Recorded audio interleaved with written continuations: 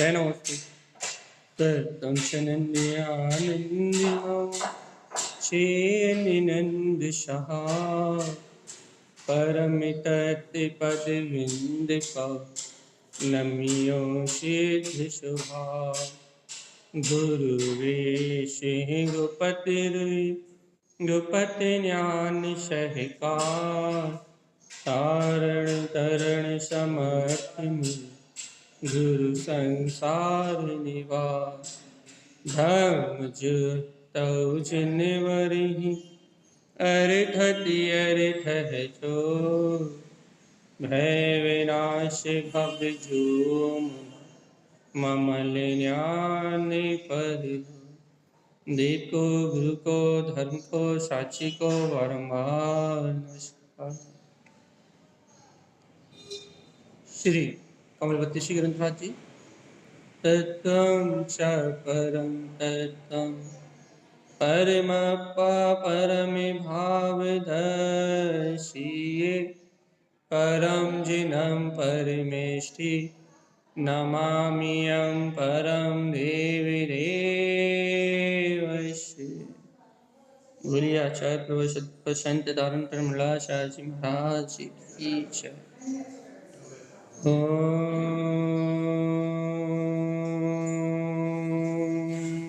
नमः ओम सिद्धे नमो नमः। परमराज माचिमाणी सदगुरुवर तारण स्वामी और सर्वज्ञ जिनेन्द्र परमात्मा की अमृत में ये देशना श्री कमलवती श्री ग्रंथराज जी में, जहाँ आचार्य श्रीमद तारण स्वामी हमें एकांत और विपरीत मिथ्या से मुक्त होने की प्रेरणा दे रहे हैं। और उनका एक तारण स्वामी अपनी एक पेट बना के चलते हैं भैया, एक लक्ष्य बना के चलते हैं। क्या लक्ष्य बना के चलते हैं तारण स्वामी? क्या लक्ष्य बना के चलते हैं? एक अपना लक्ष्य बना के चलते हैं। क्या कि उन्हें सिद्धि गायी करनी। देखो भैया, अपन कहते हैं ना, लक्ष्य में ही दम है। मार्ग की प्राप्ति उन जीवों को होती है जिनके लक्ष्य में दम होती है। तो तारण स्वामी क्या करते हैं? तारण स्वामी पेट बना के चलते हैं भैया, अपनी पकड़ बना के चलते हैं। काय पे अपनी पकड़ बना के चलते हैं? अपने शुद्ध स्वभाव। और वह इतनी गहरी पकड़ बना के चलते हैं, इतनी गहरी पकड़ बना के चलते हैं, अर्थात उन्हें अपने स्वभाव की इतनी गहरी निष्ठा, इतनी गहरी मान्यता कहो। आचार्य श्रीमद तारण स्वामी को अपने स्वभाव का इतना गहरा परिचय है कि वो क्या कहते हैं उनमें, देखो कितनी स्पष्ट बात कहते हैं कि भैया क्या कहते हैं, क्या कि कौन सी गाथा है अपनी, अरे याद नहीं आ रहा, एक सेकंड। क्या? एकांत। हाँ, एकांत विपरीत नानिष्टम। एकांत और विपरीत मिथ्यात्व को मत देखो। अर्थात कितनी गहरी स्वभाव की पेट है, आप ये देखो। दृष्टि एकांत मिथ्यात्व की चर्चा ही नहीं करी उन्होंने, सिर्फ कितना कह के छोड़ दिया उन्होंने कि एकांत विपरीत नानिष्टम। उसका स्वरूप मरूप कुछ नहीं बताया उन्होंने, सिर्फ शॉर्ट में बिल्कुल संक्षेप में कह दिया क्या कि भगवान आत्मा तुम एकदम सरलता में क्या कह दिया उन्होंने कि एकांत और विपरीत मिथ्यात्व को देखो ही मत भैया। देखो अब इतनी सरलता में कह के निकल गए वो आगे। क्या कह रहे हैं? क्या देखो, अपने विमल शुद्ध स्वभाव को देखो, अपने विमल स्वभाव की पकड़ बनाओ। ममल स्वभाव अपना गायक परमात्मा वो अपना वीतराग करते। तो क्या क्या समझना अपने को इस बात से भैया कि आचार्य श्रीमद तारण स्वामी की कितनी गहरी पकड़ है स्वभाव की, ये देखना अपने को। और इतनी गहरी स्वभाव की पकड़ होने से, इतनी गहरी अपने अंतर आत्म स्वभाव की पकड़ होने से उन्हें कोई द्वंद नहीं हो रहा भैया, कोई द्वंद नहीं हो रहा। उन्हें कोई सल नहीं आ रही, कोई चिंता नहीं हो रही। काय की चिंता नहीं हो रही भैया? देखो अपने को चिंता होती ना भैया, ये एकांत मिथ्यात्व कैसे गलेगा, अनेकांत में धर्म कैसे ग्रहण होगा भैया, ये विपरीत दृष्टि कैसे गलेगी, ये विपरीत भाव कैसे गलेंगे, ये विपरीतता, हमारे अंतर की विपरीतता का भैया नाश कैसे होगा। उन्हें ऐसा कोई विकल्प नहीं आ रहा है। देखो कितनी गजब की बात है ये, कितनी अंतर की बात है, कितनी गजब की बात है। क्या कि तुम एकांत और विपरीत मिथ्यात्व की ओर दृष्टि मत दो भैया। और भैया जब जीव, देखो तो जब जीव की दृष्टि नहीं जाएगी तो विकल्प काहे का है। अच्छा बता, हमें इस समय अनेकांत में वस्तु का स्वभाव झलक रहा है क्या? भैया देखो, अनेकांत में वस्तु अपने को जानने में आ रही है क्या भैया? देखो, अब देखो अपन दो प्रकार से समझते हैं। अपने तत्वसार फूलना पड़ी ना भैया, तत्वसार फूलना का वांचन किया ना अपन ने, तो उसमें तारण स्वामी ने स्पष्ट वस्तु का स्वभाव क्या कहा? तत्व को जान तो अपन रहे हैं भैया, बुद्धि से अपन तत्व को जान रहे हैं, और तत्व को जानने से अनेक वस्तुओं का ज्ञान तो अपने को हो रहा है। अनेकांत में अपनी समझ, अपनी दृष्टि, अपनी समझ में तो, बुद्धि में तो अनेकांत आ रहा है भैया, बुद्धि में अनेकांत आ रहा है, मतलब भैया बुद्धि से तो अपन अनेक विषयों को जान रहे हैं, जो अनेक प्रकार के विषय हैं अपने से जान लिया भैया। धर्म द्रव्य क्या है, अधर्म द्रव्य क्या है, आकाश द्रव्य क्या है, काल द्रव्य क्या है भैया। लेकिन अपने को क्या अनुभव से, देखो आत्मा को भी जाना है अपन ने बुद्धि से भैया, कि आत्मा कैसा है, अनंत दर्शन में है, अनंत ज्ञान में है, अनंत सुख में है, अनंत वीर में है। अपन ने इस बात को बुद्धि से तो जान लिया भैया, विकल्प से तो अपन ने समझ लिया कि आत्मा कैसा है, लेकिन भगवान आत्मा, क्या ये बात अपनी दृष्टि में आई? दृष्टि में आई क्या? आत्मा के उन अनंत गुणों को आपने अपने अनुभव में देखा भैया? जान तो लिया आपने कि आत्मा कैसा है, अनंत दर्शन में है, अनंत ज्ञान में है, अनंत सुख में है, अनंत वीर में है भैया, तीनों लोगों का स्वामी है, ममल स्वभाव वाला। क्या कह रहे थे गुरु महाराज? जिन जिनवर हो तुम, अरे जिन जिनवर नहीं, परम जिनेश्वर हो। गुरुदेव की बात तो देखो, क्या कह रहे हैं? तुम परम जिनेश्वर हो, अनमोय स्वामी। अरे तुम अपने अंतर ममल स्वभाव के अनुमोदना तो करो, ये सारे कर्म अपने आप से हो जाएंगे। तो बात इतनी चल रही है कि अपन तत्व की चर्चा तो कर रहे हैं, तत्व को बुद्धि से समझ तो रहे हैं, लेकिन भैया अब क्या अपन उस तत्व में अपनी दृष्टि रम रही है भैया? उस तत्व को अनुभव करने की और अपनी रुचि लग रही है? क्यों? क्योंकि बुद्धि से तत्व को समझा तो जा सकता है, लेकिन भैया रमणता दृष्टि से ही होगी भैया। जब दृष्टि उस तत्व पर ठहरेगी, बार बार जब अपनी दृष्टि उस तत्व के सन्मुख होगी, तभी उसमें रमणता हो सकती है। समझना तो बुद्धि से हो सकता है, हम आपको पढ़ के सुना सकते हैं, और आप सुन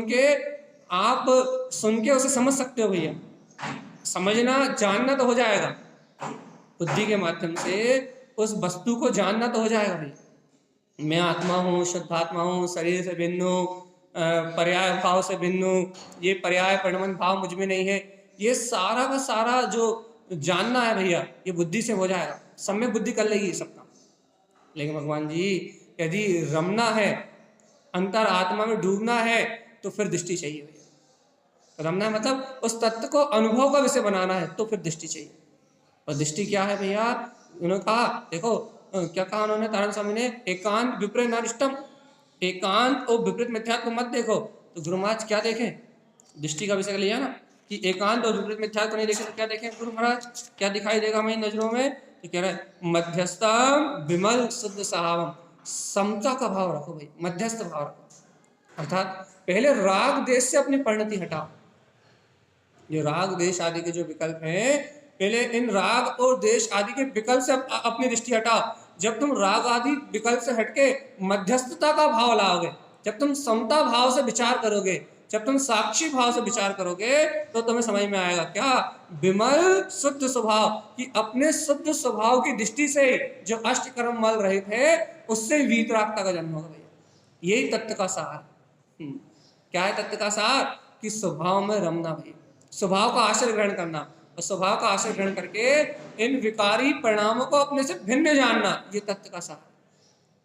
देखो भैया, जब तक अपन बुद्धि से समझते हैं ना इस विषय को, तब तक लगता तो है कि पकड़ में आया भी, हाँ बहुत अच्छा पकड़ में आया, बहुत अच्छा समझ में आ गया। आपने उदाहरण से समझाया, या किसी ने भी प्रवचन में उदाहरण से समझाया कि मैं आत्मा, शुद्धात्मा, परमात्मा हूँ, कोई भी उदाहरण देकर समझा दिया भैया। जैसे हमने परसों मोबाइल का उदाहरण दिया था, अनेकांत क्या है, एकांत क्या है, हमने उदाहरण से समझाया, कहना समझ में आ गया। कल भी अपने उदाहरण से चर्चा करी, कहना भाई समझ में आ गई कि भेद ज्ञान से ही मुक्ति होगी, भेद ज्ञान से कल्याण होगा, समझ में आ गई भैया। जब आपको बुद्धि से तो समझ में आ गई कि क्या है, आत्मा अलग और शरीर अलग है, लेकिन भगवान आत्मा इस शरीर से भिन्न, उस आत्मा में दृष्टि जमी कि नहीं, ये बताओ।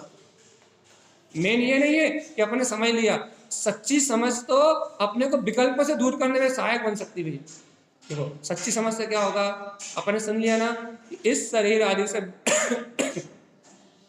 इस शरीर आदि से भिन्न में आत्मा हूं, अपने ऐसा सुन लिया ना भैया, ऐसा अपने सुन के समझ लिया ना, तो इससे क्या होगा भैया, अपने को विकल्पों से मुक्त होने में सहायता मिलेगी। क्या कैसे सहायता मिलेगी, अपनी बुद्धि जो पाप आदि प्रपंच में लगी रहती है ना भैया, पर के विचार में लगी रहती है, अपनी बुद्धि सम्यक विचार करने लगेगी, तत्व का चिंतन करने लगेगी। और क्या करने लगेगी भैया, कि फालतू विचारों से हटने की ताकत मिल जाएगी। आप ही कह रहे हो ना भैया एकाग्रता कैसे बनेगी, एकाग्रता क्यों नहीं बनती, तो भगवान आत्मा ये सम्यक बुद्धि क्या करती है, ये विकल्पों को हटा के सम्यक चिंतन करने लगती है, सम्यक का चिंतन करने लगती है।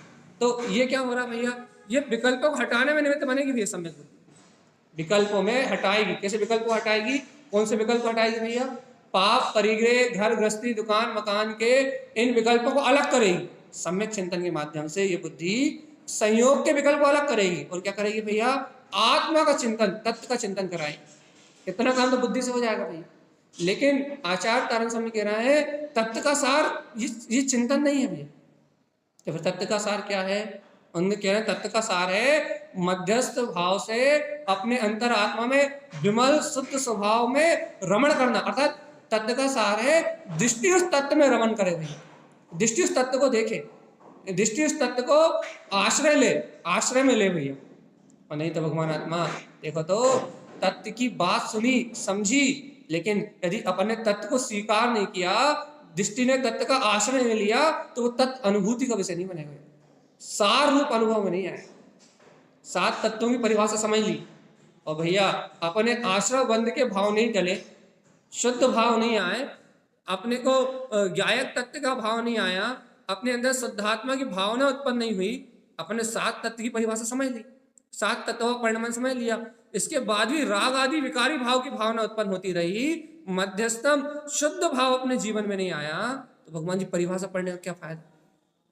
देखो क्या पढ़ लिया भैया कि मैं आत्मा शुद्धात्मा परमात्मा हूं, अच्छे समझ लिया भैया अपन ने कि वास्तव में मैं आत्मा शुद्धात्मा परमात्मा ही हूं।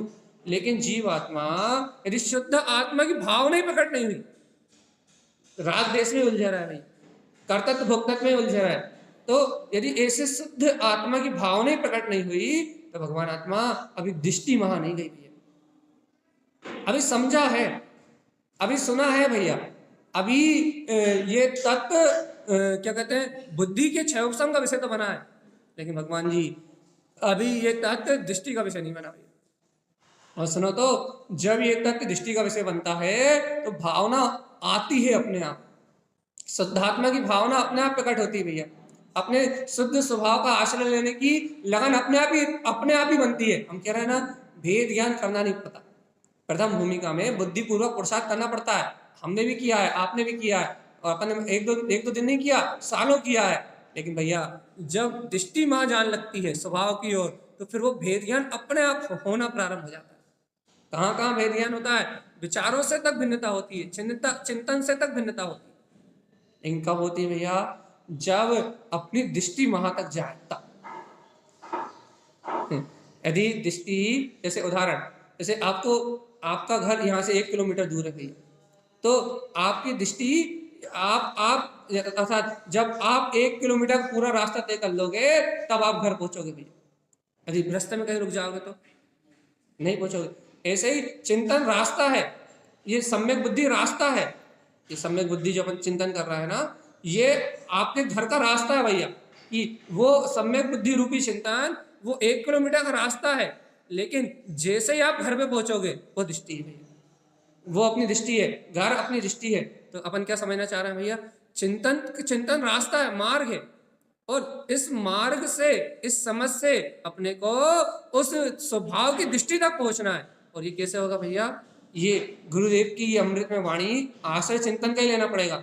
लेकिन भगवान आत्मा रुचि तत्व की जागे, तब अपन भी गुरुदेव की तरह निशंक होकर कह पाएंगे क्या, एकांत विपरीत नारिष्टम, मत देखो एकांत और विपरीत मिथ्या। बता भगवान जी कौन सी वो दृष्टि है परम पेनी, इतनी गजब की दृष्टि, कौन सी वह दृष्टि है जो एकांत और विपरीत को देखना ही नहीं चाहती है? वही दृष्टि तो है जिसने अपने स्वभाव को, अपने ज्ञान स्वभाव को प्राप्त कर लिया।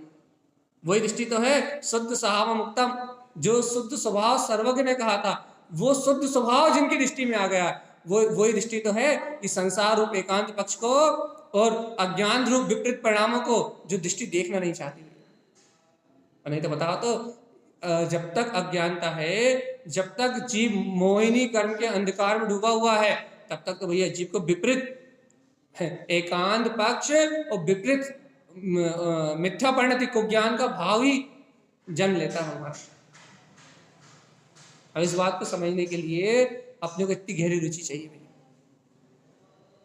इस सत्य को समझने के लिए इतनी गहरी रुचि चाहिए। क्यों? तो गुरु महाराज कह रहे हैं ममल दृष्टि च कम क्षिपनम।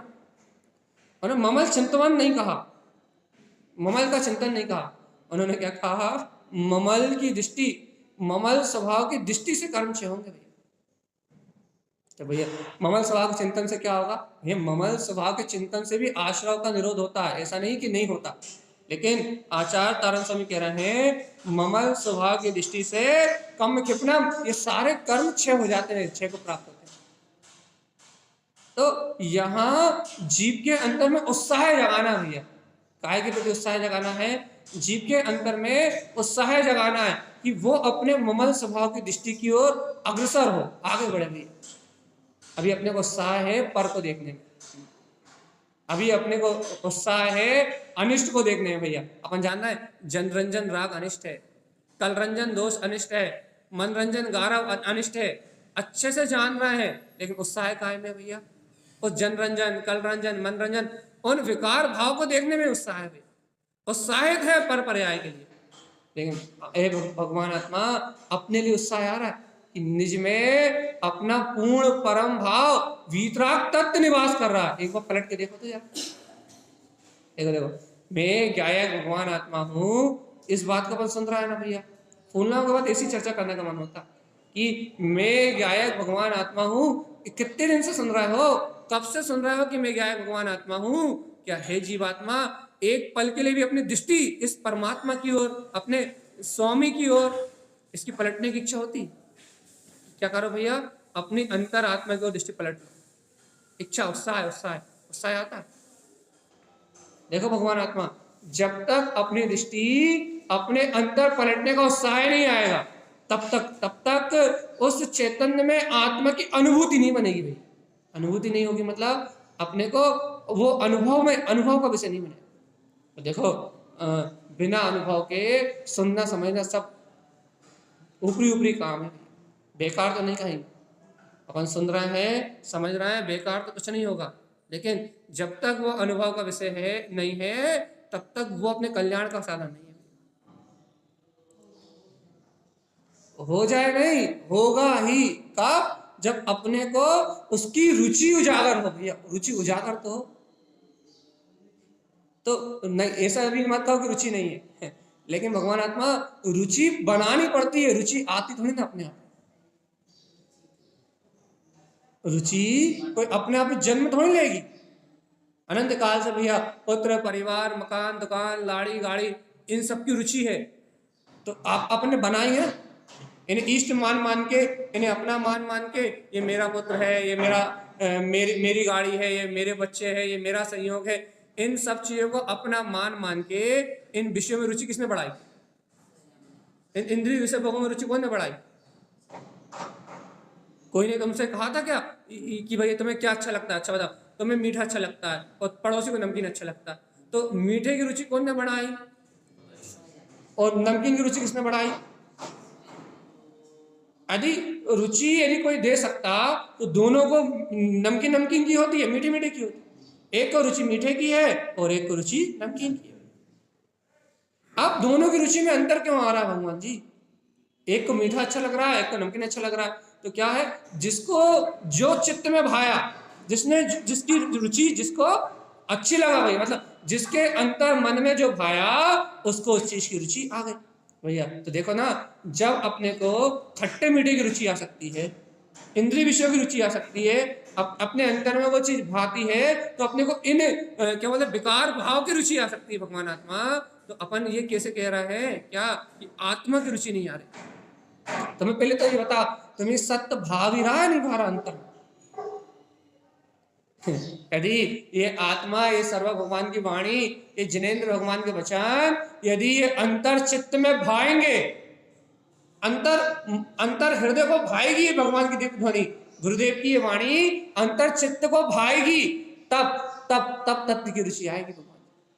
क्योंकि रुचि बनानी पड़ती है भैया। रुचि बनती है कब बनती है? जब वो चीज अपने को अंतर में भाती, अपने को अंतर से प्रभावित करती है भैया, तो उस चीज की रुचि बनती है। और भगवान आत्मा यदि जिनवर भगवान की वाणी हमें प्रभावित ही ना करे, हमें भाए ना, हमें चित्त को अच्छी ना लगे, तो रुचि कभी बनने वाली नहीं है। तो रुचि कहीं से लाना नहीं है भैया।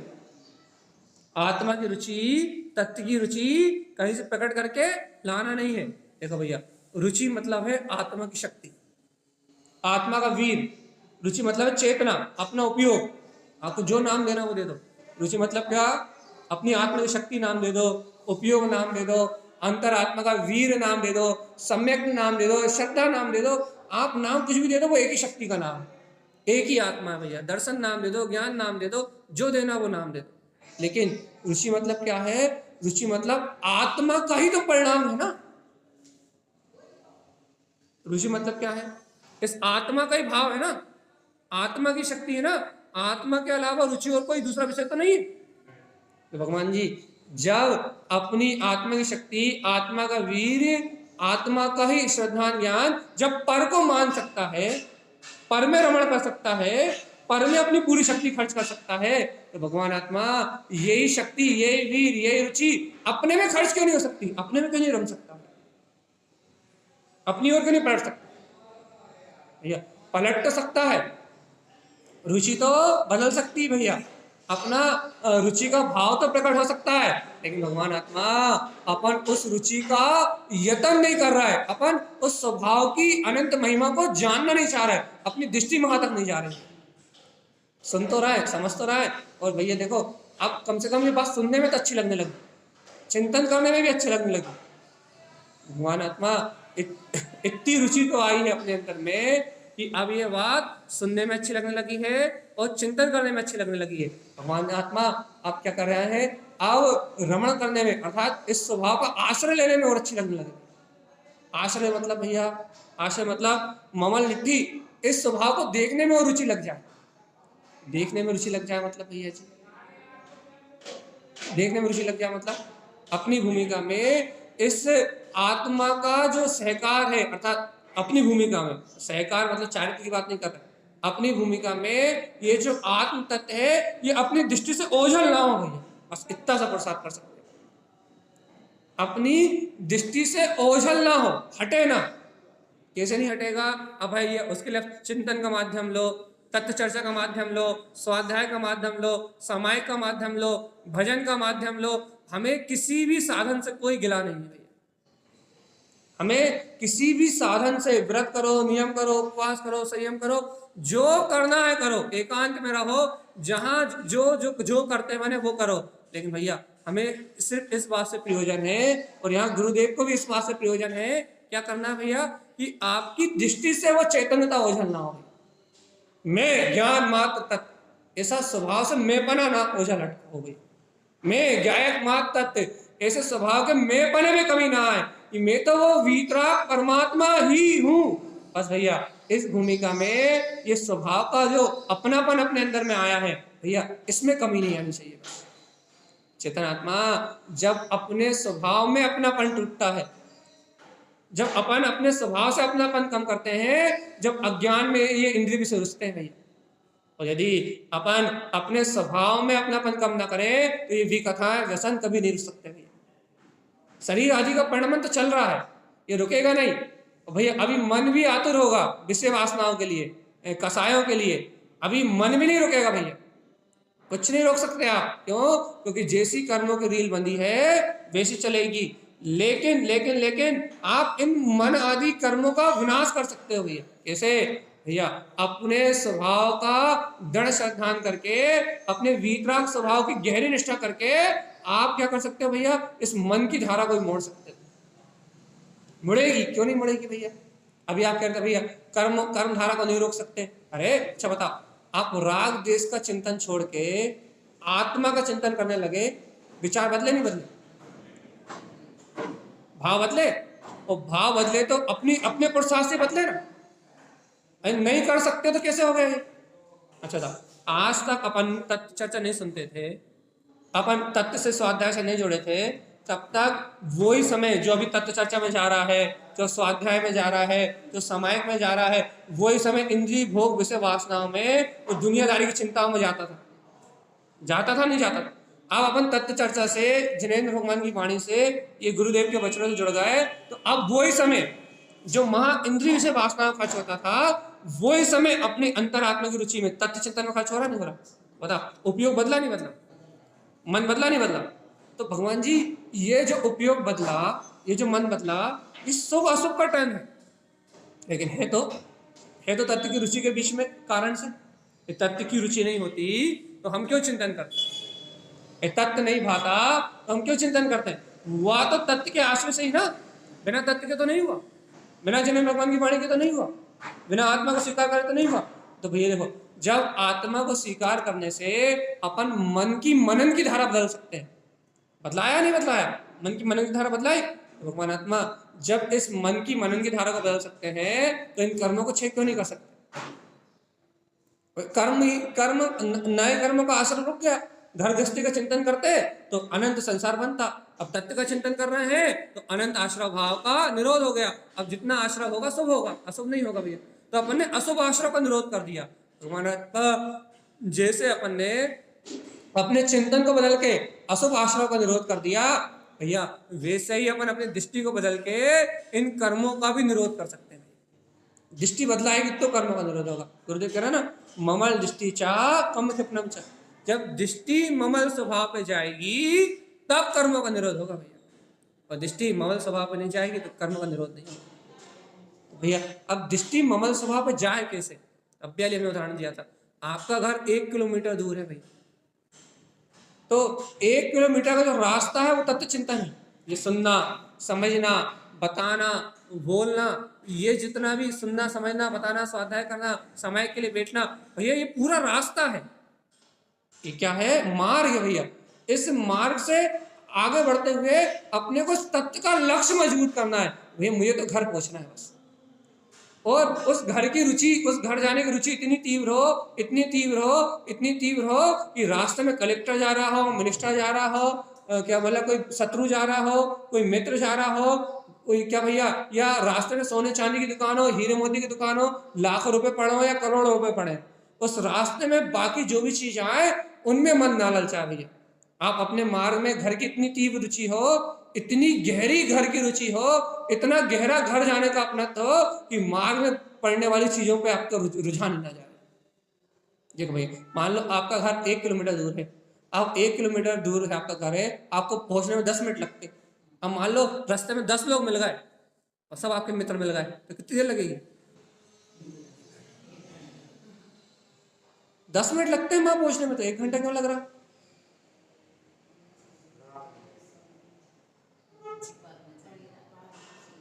सीधी बात है कि अपने को जो घर का लक्ष्य था वो खत्म नहीं हुआ। वो जो घर का लक्ष्य था, जाना तो घर ही है, लेकिन भगवान जी रास्ते में वो जो घर की रुचि थी वो मंद हो गई, और फिर क्या भैया, जो संयोग रास्ते में मिल गए उनकी रुचि बढ़ गई, और रुचि बटी, उपयोग बटा, मन बटा, रुचि बटी, उपयोग बटा भैया, मन बटा, तो वही रास्ता 1 घंटे का हो गया, और वही रास्ता 4 घंटे का भी हो सकता, 40 घंटे का भी हो सकता। वो रास्ता जितना चाहे उतना बड़ा हो सकता भैया। ये तो 10 मिनट का ही, ये तो रास्ता इतना ही क्या कि आपकी दृष्टि आपके स्वभाव पे जाएगी। रास्ता तो एक समय का ही है, 1 सेकंड का ही है। जिस समय आपकी दृष्टि आपके अंतर स्वभाव पे जाएगी, उस समय स्वानुभूति का प्रकाश हो जाएगा, उस समय आत्मा का अनुभव जाग जाएगा। रास्ता तो 1 सेकंड का ही है, 1 समय का ही है, लेकिन भैया इतनी देर क्यों लग रही है? आत्मा की चर्चा सुन रहे हैं, आत्मा की बात सुन रहे हैं, आत्मा की बात समझ रहे हैं, गुरुदेव की अंतर में वाणी को आत्मसात करना भैया, फिर रास्ता तो 1 सेकंड का ही है, 1 समय में अनुभूति होती है। इतनी देर क्यों लग रही है? भगवान जी इतनी देर इसलिए लग रही है कि रास्ते में कर्मधाराओं से मिलने में, पुत्र से, परिवार से, भैया मोह ममत्व का जो भाव है ना पर पदार्थों से, उन पदार्थों से मिलने का अटक रहा भैया जी। रुचि एक तक लक्ष्य नहीं हो रहा कि घर ही जाना है। मान लो भैया आपने मेरी कोई खबर मिल जाए कि घर में कुछ हो गया, तो फिर रास्ते में कितने लोग मिलेंगे, कितना कितना ब्रेक लगाओगे। मान लो ये पता लग जाए घर में चोरी हो गई, तो रास्ते में कौन दिखा कौन नहीं दिखा बिल्कुल नजरें ही नहीं जाएंगी। ऐसा है कि एक्सीलेटर दबाया और सीधे घर। ऐसा है कि ऐसा कि 10 मिनट का रास्ता था, रोज तो 10 लगते थे, लेकिन आज तो 6 ही लगे। वही तो कहना है, रोज तो 10 मिनट लगते थे घर जाने में, लेकिन आज तो कह रहा हूं 4 मिनट लगे, 5 मिनट लगे। क्यों लगे भैया? क्योंकि पूरा उपयोग तन्मयता से सिर्फ मही है, सिर्फ मही है कि उस घर में जो घटना घटी है, उस घर का राग, उस वस्तु का राग अपने को पूरा महा केंद्रित करके रखा है, पूरा लक्ष्य महा है। तो अब रास्ते में हजारों चीज दिख जाए, करोड़ों चीज दिख जाए, आपसे पूछे घर आने के बाद रास्ते में क्या क्या दिखा, भगवान जी कुछ नहीं दिखा, एक भी वस्तु नहीं दिखाई दी भैया। अरे भगवान रोज तो दिखाई देती थी, वो दुकान मकान, वो लोग, भैया आज हमें ये मिला, आज हमें ये मिला। हम तो रोज चर्चा सुनाते थे रास्ते में, आज हमें ये मिला, आज ये मिला, हम इससे मिलके आए, इससे मिलके आए, ये खरीदते ले आए, सब्जी ले आए रास्ते से, दाल ले आए, चावल ले आए, सौदा ले आए। रोज तो तुम कुछ ना कुछ लाते थे, कुछ ना कुछ किसी ना किसी से मिलके आते थे, कुछ ना कुछ नई बात बताते थे। भगवान जी आज ये सुन लिया था कि घर में कुछ हो गया, आप कहने लगे क्या, कहना घर में चोरी हो गई, तो पूरा ध्यान वही था, पूरी एकाग्रता वही थी, पूरी तन्मयता वही थी। तो भैया सीधे आकर के घर, लेकिन रास्ते में कच्छ दिखा ही नहीं, कहीं रुकने का भाव ही नहीं हुआ, किसी से मिलने की भावना ही नहीं हुई। क्यों? क्योंकि पूर्ण रूप से तन्मयता लक्ष्य की ओर आ गई थी। बस इतना सही, ये उदाहरण से तो आप समझ लोगे, उदाहरण से तो आपको समझ में आ जाएगा। बुद्धि तो बहुत अच्छे समझ लेगी इस बात को कि इस लक्ष्य से ही सिद्धि होगी। लेकिन भगवान जी, लेकिन जिस दिन ये लक्ष्य बनेगा, जिस दिन ये दृष्टि को आप अंतर से, इस रुचि को आप अंतर से पियोगे, उस दिन ये बात अनुभव में घटेगी भैया कि नहीं, मैं तो वो त्रिकाली ममल स्वभावी भगवान आत्मा ही हूं, इन पर्याय भाव से मेरा कोई संबंध नहीं है। ये रुचि आपको अंतर से घटेगी भैया, अपने आप अंतर से घटेगी। दृष्टि अंतर का विषय है भैया। चर्चा से दृष्टि को कहा जा सकता है, वैसे आचार्यों ने तो ऐसा कहा, दृष्टि को कहा भी नहीं सकता, दृष्टि शब्द का वैसे नहीं, लेकिन फिर भी अपन समझा सकते हैं, बस समझ सकते हैं बस। लेकिन भैया अनुभव का विषय तो जब अपन अंदर जाएंगे तभी होगा भगवान।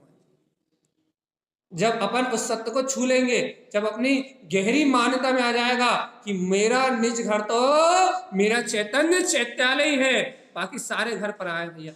मेरे लिए सच्चा प्रिय तो मेरा प्रियतम तो मेरा त्रिकाली स्वभाव है, बाकी सब वस्तुएं अप्रिय है भैया। जब ये गहरी श्रद्धा अपने जीवन में उतरेगी, जब ये गहरी मानता अपने जीवन में उतरेगी कि मेरा प्रीतम तो मेरा पूर्ण वीतराग स्वभाव है, तब अपने को वो अनुभूति का मार्ग बनेगा।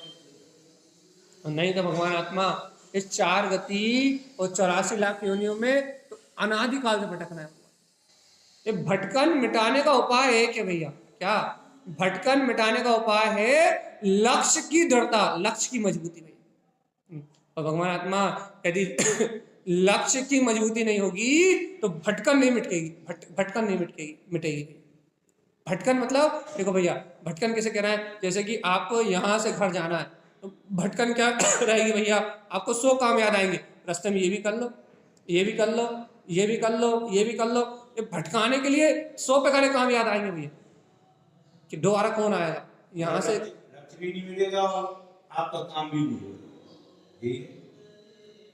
आपको घर जाना है तो आपको रास्ते में 100 काम याद आएंगे, और यदि आप उन 100 काम को निपटाते हुए जाओगे तो घर पहुंचने में शाम हो गई होगी। ऐसी भगवान आत्मा, यदि आप कह रहे हो हमें त्रिकाली स्वभाव में जाना है, और अपन कह रहे हैं त्रिकाली स्वभाव में जाना है, लेकिन रास्ते में 100 काम याद आ रहा है, अरे भैया ये भी जरूरी है, घर गृहस्थी का पालन करना भी जरूरी है, इस संयोगों के बीच में रहना भी जरूरी है। रहना तो कर्मोदय है, लेकिन जरूरी प्रयोजनी लग रहा हो, प्रयोजनी कि ये भैया अभी ये व्यवस्थाएं बनाना भी तो जरूरी है, अभी खाना पीना भी तो जरूरी है, आना जाना भी तो जरूरी, ये जरूरी लग रहा है, अंतर से इसमें रुचि आ रही है। ये क्रियाओं का निषेध नहीं कर रहे हैं, तो आप अभी कहने लगे ये नहीं करेंगे तो क्या करेंगे। हम क्रियाओं का निषेध नहीं कर रहा है, हम आपके परिणमन का निषेध नहीं कर रहा है, हम कह रहे हैं इनमें रुचि आ रही है कि अभी ये भी तो करना है, अभी ये भी तो करना है, अभी ये भी तो अच्छा लग रहा है, अभी ये भी तो अच्छा लग रहा है, अभी ये भी तो अच्छा लग रहा है। तो भैया ये जो रुचि आ रही है ये अपने लक्ष्य को भ्रमित कर रही है। भ्रमित करने मतलब लक्ष्य, श्रद्धा तो आत्मा की है, वो टूटने वाली नहीं है। अब तो इतने दिन में इतनी मजबूती हो गई है कि आस्था तो त्रिकाली भगवान आत्मा की है कि वो ही मैं हूं, लेकिन भगवान आत्मा रास्ते में जो ये कर्मों के परिणाम आ रहे हैं, कर्म संयोग जो आ रहे हैं, इनमें रुचि लग जा रही है, ये अपने लगने लग रहा है भैया, इनमें उलझन हो जा रही है। तो इसमें अपना मन अपने को भ्रमित कर दे रहा है कि भैया देखो देखो अब इतनी जल्दी थोड़े मोक्ष जाते हैं, पंचम काल में थोड़ी मोक्ष होता, भैया इतनी सरलता से मोक्ष प्राप्त होता है क्या। ये नाना प्रकार के द्वंद्व, ये नाना प्रकार के परिणाम अपने को अपने स्वभाव की निष्ठा नहीं करने दे रहा है। इसलिए दृष्टि सीधे वहां नहीं पहुंच रही कि हाँ वो परम है ना कि होता स्वयं निगत परिणाम। अपन जाने रास्ते से तो वो अपन को निमित्त बनना ही पड़ेगा ना उस काम के लिए। हमने अभी वाली यही क्या कहा, हमने क्या कहा कि हम आपको जाने से रोकने की बात नहीं कर रहे। होता जगत का परिणाम स्वतंत्र है, शरीर मन वचन का काया का परिणाम बिल्कुल स्वतंत्र है। हम आपसे ये नहीं कह रहे कि रुकना होगा कि नहीं होगा, हम आपसे ये कह रहे हैं कि वहां रुकने का विकल्प आ रहा है और वहां वो विकल्प की रुचि भी अपने पास। हम ये नहीं कह रहे कि आप सब्जी नहीं खरीदोगे, हम ये नहीं कह रहे भैया। देखो कोई ऐसा जीव भी हो सकता है जिसकी गहरी रुचि हो, वो इस देखो कर्म धारा आई, देखो अब अपन कह रहे हैं भैया, ऐसा कह रहे हैं कि भैया देखो होता स्वयं जगत परिणाम, यदि अपन सिर्फ इस सिद्धांत को बाहरी परिणाम में लगाओ, यदि अपन ये कहेंगे भैया होता स्वयं जगत परिणाम, तो देखो साधु भी तो आत्म ध्यान से कर्म को छे करते हैं, उपयोग को अंतर लीन करके जगत में इन कर्मों को छे किया जाता है। यदि अपन यही कह देंगे नहीं भैया साधु को तो क्या बोलते हैं चलने का परिणाम था तो चलेगा, वो ध्यान में बैठे नहीं, एकाग्रता में बैठे नहीं भैया, उन्होंने तत्व चिंतन ही नहीं किया। पुरुषार्थ में मत लगाओ अभी इस बात को भैया, पुरुषार्थ में मत लगाओ इस सिद्धांत को कि इस वस्तु की व्यवस्था स्वतंत्र है, इसे अभी पुरुषार्थ में मत लगाओ। क्योंकि यदि अपन ये सिद्धांत अभी पुरुषार्थ में लगा देंगे, जब जो होना था वो होता है, तो फिर ये पुरुषार्थ भी लगा, ये सिद्धांत भी लगा। वे क्रमबद्ध की बात किसने कही, सर्वज्ञ ने। तो सर्वज्ञ ने ये भी तो कहा है कि तू अपनी शक्ति से इन सबको छे कर सकता है। एक सिद्धांत मत लगा, एकांत पक्ष हो जाएगा कि अपन ये सब पक्ष लगा दिया भैया कि भैया नहीं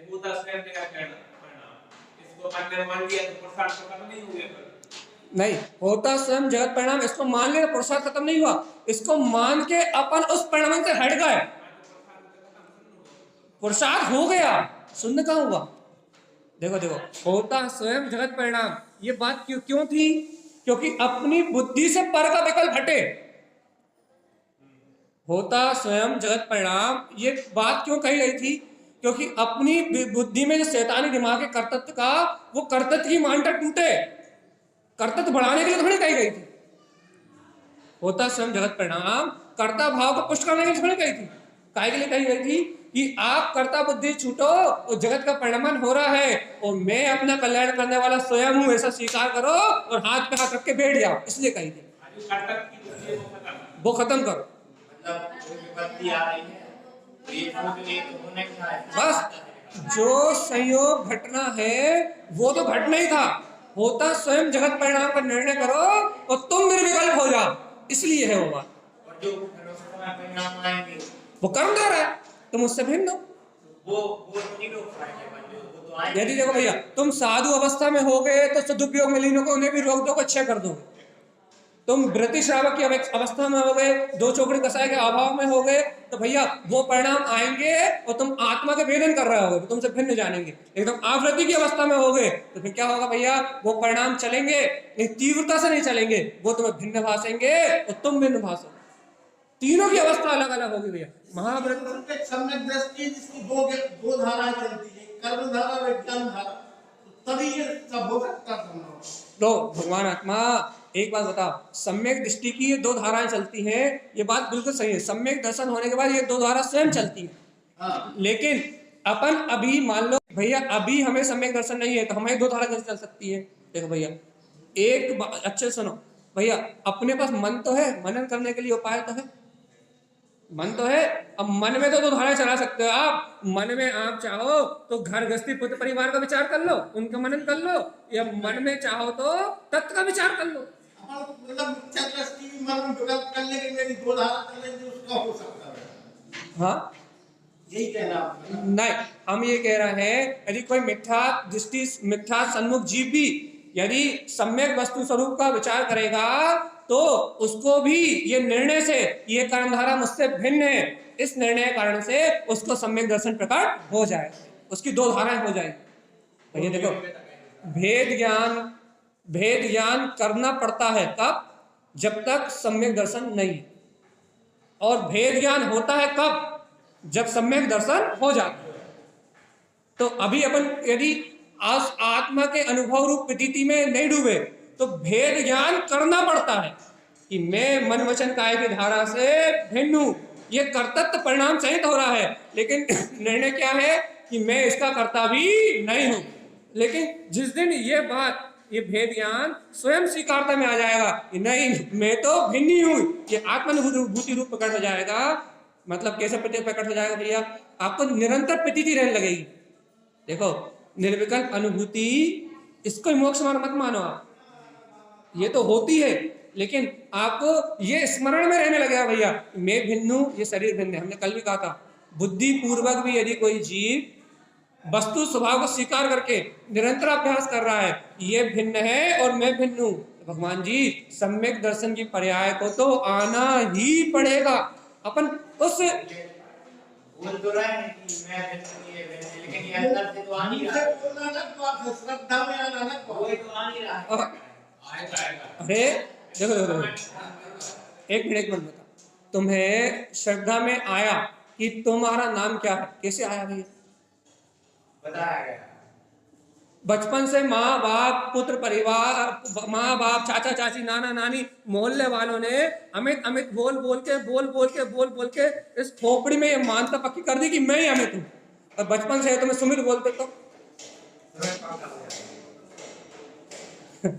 वो खोपड़ी में वो सुमित बैठ जाता। तो वो खोपड़ी का ही खेल है ना, अर्थात आपकी विचार आपकी मानने की शक्ति आप में ही ना। मानता का गुण कहाँ है? श्रद्धा की शक्ति कहाँ है? आस्था करने की शक्ति कहाँ है? उस तत्व की आस्था करने की शक्ति कहाँ है? उस तत्व को मान्यता देने की शक्ति कहाँ है? उस तत्व को महत्व देने की शक्ति कहाँ है? मान्यता करने की शक्ति, महत्व देने की शक्ति, स्वीकार करने की शक्ति वो अपने पास ही है ना। तो अब अपन ने क्या कह दिया भैया? इन सब लोगों ने कहा इसलिए हमने अपने आप को अमित मान लिया। मान लो कोई आप भैया आप अच्छे खास हो, यदि कोई आपको रोज कहे पागल पागल पागल पागल पागल, यदि एक साल तक कोई पागल कहे तो आपको स्वयं शक होने लगेगा ये पागल तो नहीं, आप अपने आप ही बाल लोशन लगोगे। और यदि मैंने मान लो आप रोज अच्छे खास हो भैया, आपसे रोज कोई कहे बीमार से दिख रहे हो, आप बता रहे हो, फिर दूसरा भी कहे बीमार से दिख रहे हो, फिर तीसरा भी कहे 25 लोग कहते हैं बीमार से दिख रहे हो, तो परसों आप पलंग पे पड़ जाओ। क्यों भैया? आपकी साइकोलॉजी बन जाएगी वैसे कि मैं बीमार ही हूं, और आप उस बीमारी से ग्रस्त हो जाएगा भैया, अच्छे खासे बुखार आ जाएगा भैया। ये सब अपनी मान्यता का खेल है, ये सब अपने विचारों का खेल है, ये सब अपनी भावना का खेल है भैया। ये अपन जहाँ भावना जैसी भावना करते हैं, जैसी साइकोलॉजी बनाते हैं, जैसी मान्यता करते हैं, वैसा परिणाम होने लगता है भैया। यही तो कह रहे हैं यहाँ कि भगवान जी जब बाहर की साइकोलॉजी से इतना फर्क पड़ सकता है, लोग कहने से इतना फर्क पड़ सकता है, तो यहाँ जिनेन भगवान कह रहे हैं कि तू स्वयं भगवान है। ये साइकोलॉजी, ये मान्यता जन्म क्यों नहीं ले रही? और बार बार सुनते सुनते कि तू भगवान है, तू भगवान है, तू सिद्ध है, तू सिद्ध है, तू सिद्ध है, तू सिद्ध है, ये बात अपने जहन में बैठेगी। और जब ये बात अपने जहन में बैठेगी तो अपनी मानता पुष्ट होगी कि मैं ही वो सिद्ध स्वरूपी परमात्मा हूं, मेरा इन पर्याय भाव से कोई संबंध नहीं है। ये मानता में तो बैठना है, क्यों? क्योंकि मानने की शक्ति अपने अंतर में है भैया। अनुभव नहीं हो रहा, दृष्टि वहां नहीं जा रही, हम उसमें लीन नहीं हो पा रहा है, ये विकल्प अभी बंद करो। यदि वहां तक नहीं पहुंचो, सबसे पहले मान्यता है, यदि आपकी मान्यता वहां तक नहीं हुई कि वो घर ही मेरा है, तब तक रास्ते में चलने की बात तो है ही नहीं। सबसे पहले तो ये पता होना चाहिए ना कि मेरा घर कहाँ है। मेरा लक्ष्य तो पक्का हो पहले कि मेरा शाश्वत सुख, मेरा परम अतीन्द्रिय आनंद, मेरी वीतरागता, सर्वभगवान ने जो कहा है वो सच्चा सुख, वो यही है। पहले मानता तो ठोसो पहले आप, क्योंकि जब तक ये मान्यता पक्की नहीं होगी आप उस रास्ते पे नहीं आगे बढ़ोगे। तो सुनते सुनते सुनते सुनते सुनते सुनते पहले आपका निश्चय दृढ़ हो, निश्चय ये वीतराग स्वभाव, ये चैतन्य धार, ये मेरा ही है भैया। और जैसे निश्चय पक्का होगा, जैसे आपकी मान्यता में थोड़ा सा भी दृढ़ता आएगी कि हाँ ये घर मेरा है, तो फिर चिंतन का रास्ता, सामायिक का रास्ता, तत्व चर्चा का रास्ता, ये समझने का रास्ता, समझाने का रास्ता, फिर रास्ता प्रारंभ होगा भैया, फिर मार्ग बनेगा। ये तो विश्वास चाहिए, विश्वास कि मेरा घर ही है ये। जैसे आप सम्यक दृष्टि को सम्यक दर्शन होने के बाद उसकी धारा तो निरंतर चलती ही नहीं चलती। हाँ वही नहीं चलती। एक बार उपसम सम्यक दर्शन हो गया तो उपसम सम्यक दर्शन की मैक्सिमम धारा 48 मिनट यदि रुका तो निर्विकल्प अनुभूति कितनी रहेगी? 48 मिनट। वैसे 48 मिनट तो होती नहीं किसी को, एक समय, दो समय, एक समय, दो समय, तीन समय, चार समय, बस सेकंड का काम है वहां। तो भैया तो इतनी अनुभूति का काल होता है। एक अनुभूति काल के बाद क्या होता है भैया? उसकी प्रतीति में आ जाता है क्या कि जो परम सुख मैंने इस समय भोगा था वो ही मेरा स्वभाव है, तो उसके ज्ञान में भिन्नता रहती है। और भैया ऐसा नहीं सबके ज्ञान में रहा है। मान लो किसी को उस उपसम अनुभूति के बाद मिथ्यात्व कर्म की प्रकृति का उदय आ जाए, प्रतीति नष्ट हो जाएगी। यदि किसी को मिथ्यात्व का उदय आ जाए तो प्रतीति नष्ट हो जाएगी। लेकिन प्रतीति नष्ट हो जाएगी इसका मतलब थोड़ी ना वो ये स्मरण भूल जाएगा। उसका स्मरण में तो रहेगा कि जो मुझे सर्वत्र आनंद आया था वो मेरे ही था, वो फिर उसकी ओर बढ़ने का अभ्यास करेगा। मतलब 6 माह बाद अगर फिर से जाता रहेगा तो बना रहेगा। 6 माह के अंदर यदि प्रतीति रिपीट हो गई तो उसका सम्यक दर्शन बना रहेगा। और मान लो रिपीट नहीं भी हुई तो उसका श्रद्धांत तो बना रहेगा ना। 6 माह तक अगर दोबारा वो आत्म प्रवेश नहीं किया तो फिर उपसम खत्म हो जाएगा। उपसम तो उसी समय खत्म हो गया। फिर यदि मिथ्यात्व का उदय रहा, 6 महीने तक उसे प्रतीति नहीं आई, मिथ्यात्व का ही उदय रहा, मिथ्यात्व प्रकृति का उदय रहा, तो भैया जिस समय से मिथ्यात्व प्रकृति का उदय आया उस समय से ही वो मिथ्या दृष्टि है, लेकिन सादी मिथ्या दृष्टि है, अनादि मिथ्या दृष्टि नहीं। जिस समय से मिथ्यात्व कर्म की प्रकृति का उदय आया उस समय से ही वो सादी मिथ्या दृष्टि है। तो भैया सादी मिथ्या दृष्टि है वो, लेकिन हाँ जब प्रसाद करें 6 महीने में 100 बार अनुभव कर ले, 6 महीने में 1 लाख बार अनुभव कर ले, या 6 महीने में 1 बार अनुभव कर ले, 6 उपसम सम्यक दृष्टि के लिए। लेकिन ये बात देखो अब आपको समझा रहे हैं। जिसको हम सुनो अच्छे से सावधान, जिसको सम्यक प्रकृति मिथ्यात्व का उदय होगा, अच्छे से सुनो अपने, जिस जीव को सम्यक प्रकृति मिथ्यात्व कर्म का उदय होगा, कौन सी प्रकृति मिथ्यात्व का? वो चौथा गुण स्थान वर्ती कहलाएगा।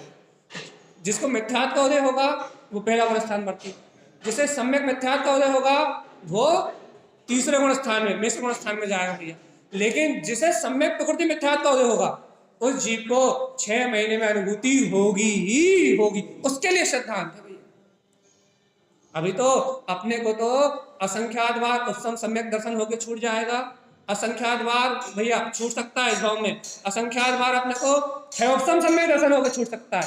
तो भैया 6 उपसम सम्यक दर्शन की तो ये लीला है, हम आपको चर्चा कर रहे हैं, इतने में हो जाए, वो प्रतीति में आ जाए कि मैं ही वो परम तत्व परमात्मा हूं और छूट जाए। श्रद्धांत का परिणाम तो चल सकता, क्यों नहीं छूटता? छायक सम्यक दर्शन नहीं छूटता। वो तो जब तक केवल ज्ञान नहीं होगा तब तक रहे, वही तो मेन है। उसके बाद तो 3 भाव। 6 उपसम सम्यक दर्शन बात करते करते छूट जाता है। 6 उपसम सम्यक दर्शन बात करते करते छूट जाता है। और उसमें चलमा लगाड़ दोस्तों निरंतर लगते ही है। मान लो हम आपसे तत्व चर्चा कर रहे हैं, यही बात करते करते यदि हम क्या बोलते हैं किसी अन्य मत की प्रशंसा करने लगे तो अन्य मत की प्रशंसा करने लगेंगे तो अब भी उसमें चल में लगाड़ दोष लगेंगे और उस अन्य मत की प्रशंसा में डूब जाएंगे। भैया वो ही सत्य है। ऐसी मानता यदि थोड़ी देर के लिए भी आ गई तो उतनी देर के लिए क्षय सम्यक दर्शन गया, विलुप्त। लेकिन बस अरे मैं कहाँ बह गया था, जहां स्मरण आया कहाँ मैं इस पर प्रयाग अपना मानने लगा था, जहां स्मरण आया वहां फिर से जागृत। यदि श्रद्धा में जड़ता है तो वो रहेगा नहीं, रहेगा उससे ज्यादा। मैं इसलिए तो कह रहा है कि आगम में अनुभव को भी प्रमाण नहीं माना, श्रद्धा को प्रमाण माना। कि अनुभव तो एक समय होकर निकल जाता है, अनुभव की बात तो एक समय होकर निकल जाती है, लेकिन फिर जीव के ज्ञान में उस तत्व का श्रद्धान अचल रहता है कि वो मैं ही हूं। तो वो श्रद्धा की दृढ़ता को पकड़ के, उस आत्मा की निष्ठा को पकड़ के निरंतर उस भाव की ओर आगे बढ़ता जाता। इसी का नाम तो साधना। और यदि भैया यदि वो श्रद्धा अचल ना हो, वो श्रद्धान अचल ना हो कि जो मैंने वो अनुभव किया था वही मेरा स्वभाव है, या जो सर्वज्ञ ने कहा था वही मेरा स्वभाव है, यदि ये मानता ये श्रद्धा ना हो तो भगवान जी फिर साधना किसके बल पे करें? क्योंकि देखो भैया अभी मिथ्या के 3 टुकड़े हुए हैं, शायद सम्यक दर्शन नहीं हुआ तब तक कोई गारंटी नहीं है कि कौन सी प्रकृति का उदय आएगा। मिथ्यात का भी आ सकता है, सम्यक मिथ्यात का भी आ सकता है, अनंत अनुबंधी कसाय का भी आ सकता है, और भैया क्या बोलते हैं सम्यक प्रकृति मिथ्यात का भी आ सकता है। कौन सी प्रकृति का उदय आएगा इसकी कोई गारंटी नहीं। इसलिए तो कहते हैं भैया कि कर्म प्रकृति को मत जी कहिए।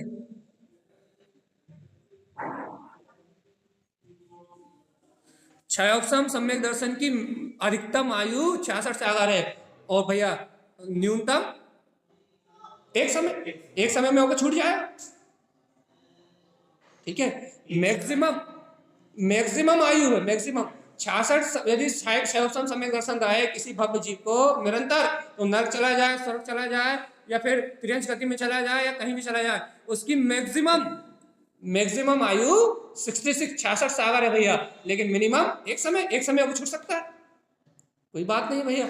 मान लो आपको उपसम सम्यक दर्शन हुआ, वो आपका सम्यक प्रकृति मिथ्यात् कर्म का उदय आया, एक समय के लिए क्षयोपम में बदला, और क्षयोपम से होकर मिथ्यात् कर्म की प्रकृति का उदय आ गया, भैया मिथ्या दृष्टि हो गई।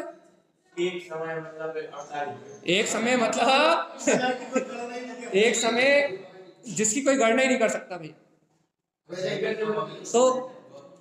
तो क्या कह रहे हैं भैया, 1 सेकंड में अनंत समय बस लगा लो, अनंत। भगवान जी उतने से ही समय के लिए आत्मा का अनुभव हो जाता है, तो अर्धपुद्गल परिवर्तन काल शेष रह जाता है, समय दृष्टि हो जाता है उतने से समय अनुभव करने के लिए।